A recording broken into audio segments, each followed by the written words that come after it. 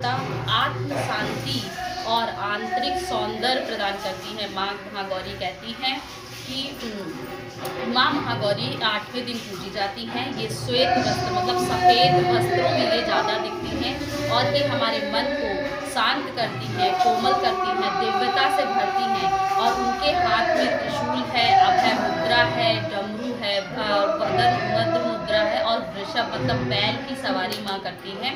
और जो बैल क्या है, कितना धैर्य है, कितना बलवान है, तो वो उसका प्रतीक है।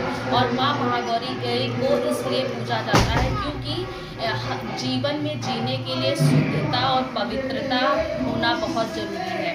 तो आंतरिक माँ महागौरी हमें बताती है कि आंतरिक और बाहरी दोनों रूप से जब शुद्ध रहोगे, मानसिक शांति होगी, तभी आपको हर तरह से मतलब सुंदर रहोगे। चाहे कितने भी जैसे चेहरे पे चाहे कितना पिंपल हो, लेकिन अगर वो आदमी मन से सुंदर है तो भी हम उससे बात करना पसंद करते हैं, वो हमें अच्छा लगता है। हम ये नहीं, और वही एक सुंदर हो लेकिन जरा भी ना स्माइल हो, भौवें उसकी चढ़ी हुई हो, तो हम उससे मतलब प्रेम नहीं उमड़ता है। मतलब कि बात करने के लिए भी सोचना पड़ता है कि बोलें कैसा रिएक्ट होगा उसका ना। तो ऐसे तो माँ कहती हैं कि अंदर से नहीं बाहर से भी सुंदर हो, विचार से नहीं वाणी से भी सुंदर रहो।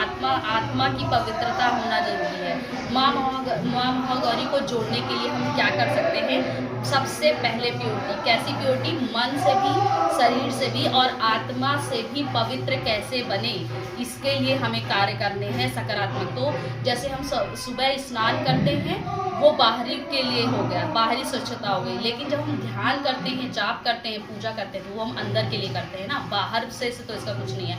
मन में सकारात्मक भाव लाने की आदत डालने से हमारे मन की शुद्धता होती है। और गंदगी, जब हम मीठे वचन बोलते हैं, शुद्ध वचन बोलते हैं, मधुर वचन बोलते हैं, तो हम अंदर की जो नकारात्मकता होती है उसको शरीर से वो अपने आप ऑटोमेटिक, जब हम ये सारे कार्य करते हैं तो ऑटोमेटिक ये चीज़ निकलेगी ही निकलेगी। तो हर दिन हमें 5 से 10 मिनट में जब भी हम बैठते हैं पूजन में, हमें 5 से 10 मिनट किसी भी जैसे ओम नमः शिवाय, राधा राधा, राम राम मतलब जरूर करना चाहिए।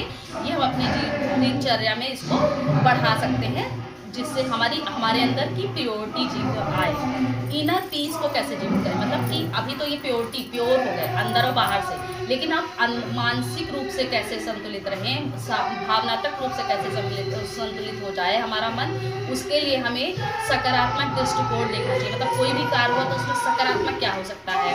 जैसे कि भागवत जैसे बोली तो हमें ये नहीं कहना अरे उनके पास जैसे